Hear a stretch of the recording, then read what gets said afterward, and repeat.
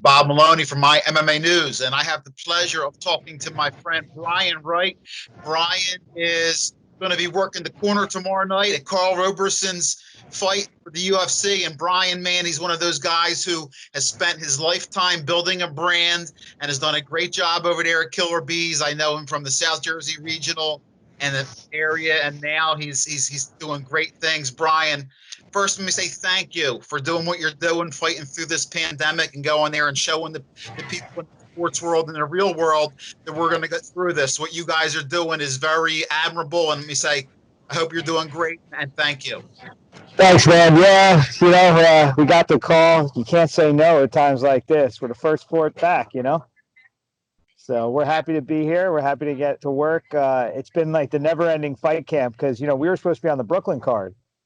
So we were ready to go for Brooklyn. That got canceled. And then it was stay ready. We don't know when it's going to be, but it's going to come. So, opponent change and just like never ending fight camp. I think it was 12 or 13 weeks by the time it was all done to get ready for this, which is just brutally long. Well, listen, you've been in a business long enough, Brian. And when you're talking to Karl, do you tell him, because you really can't concentrate on anything besides your fight? You can't be worried about this pandemic. You can't be worried about the virus. You really have to go into that cage, with the, you can't be worrying about other things.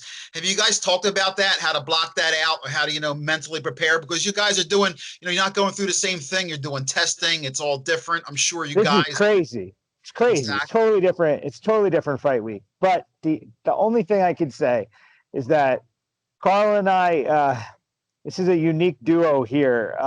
The fight that put us on the map, I got a phone call on a Sunday night and was like, can you be on a plane tomorrow? And can you fight in France like in 48 hours? And we were like, okay, sure. We've always been this way. Notice, no notice, doesn't matter the weight. We took the Glover Teixeira fight on 7-8 days notice, which was ridiculous. You think about it. He fought up at 205 to go to Contender Series because he's really a 185er, but we're fighting 205 because they said 185 is backlog, so we want a shot. We're not like doing unusual things is normal for us. So Karl's the perfect guy for this. I mean, we didn't really have a real fight camp on this. We did what we could. It was him and I every day. We got together. I locked everyone out of my gym. I said, yo, nobody can come in contact with us. We can't afford to test positive for anything. We just got to do what we can do the best we can, and we're going to show up in great shape and ready to go. Karl's just built different. He's built different. Corey Anderson hopped in, helped us out a little bit. We had a couple guys come through, but there was really the only consistency in training was him and I every day banging out. Keith from Bulldog was fantastic, gave him training stuff. My gym set up, I have strength and conditioning. So he came in, did Keith's work by himself every day. And yeah, it's been a little crazy. Fight week's different too. Tell me how you guys are looking at this fight. Marvin Vettori, I mean, he's got this about the same amount of experience as Karl. What's your opponent looking at him? Tell me your little scouting report and what Karl has to do to get the victory. So I think it's two guys in the same coin. There's not a tremendous amount of difference in the trajectory for both of them. The only thing I could say is everybody's saying Marvin's a little bit more well-rounded, and I'm like, I don't know about that. You can't judge them on common opponents either because they both fought Caesar, but Karl fought Caesar in his second fight. And the one thing people don't realize a lot on that was I got on the plane and my wife went into labor and I had to hop off the plane. He saw me. I didn't even get to Brazil until I think it was 4 hours before the fight. I finally got there. I spent more time in the air than I did on the ground that week. So that one was like the craziest thing. Corey showed up late. I showed up the day of. He was in Brazil by himself. He fought Caesar in his second fight. That was a huge second fight for him.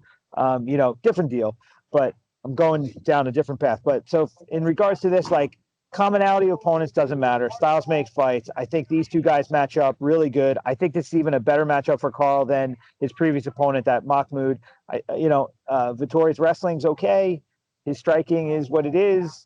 I think Karl's sharper. I think he's a better athlete. And I think in a weird time like this, Karl's mentality and the way he goes is just going to push him over the top. So let's see. Can Marvin prove me wrong? I don't know. We'll find out Wednesday. Man, Brian, it's so good to see you, man. I'm so glad, Yeah. like I said, you guys are there showing everybody that we're going to get back. Give some love out to your students or some people. Listen, like I said, I know you've spent tons of time and blood, sweat, and tears building your your academy and that. So give some love out to your students and some people that you haven't seen in a while, and hopefully they'll No, see that. the thing that's been amazing, the community around my academy has been unbelievable. They've stayed in contact the whole time. We've been trying to communicate as much as possible. I've been putting out workouts for people. People are logging in and doing the workouts. Everybody's been communicating amongst themselves, and during all this stuff, it's been an incredibly positive group of people. So I don't have anybody specifically to say, "Hey, great job" to, but just the community overall. It's 22 years I've been running this school now, and to see it operating like this during a time like this makes me feel like the work is worth it. My wife and my kids appreciate it. We, as a family, we just look at these people and are just like, man, you guys are giving us the opportunity to keep doing what we do, and we really appreciate it. And any value we bring to your life, we're going to keep doing it. And when we come back, I guarantee you we will be better than we were before, because, I said it to someone this morning. I said, when you're looking at the Reaper, it makes you put a lot of things in perspective.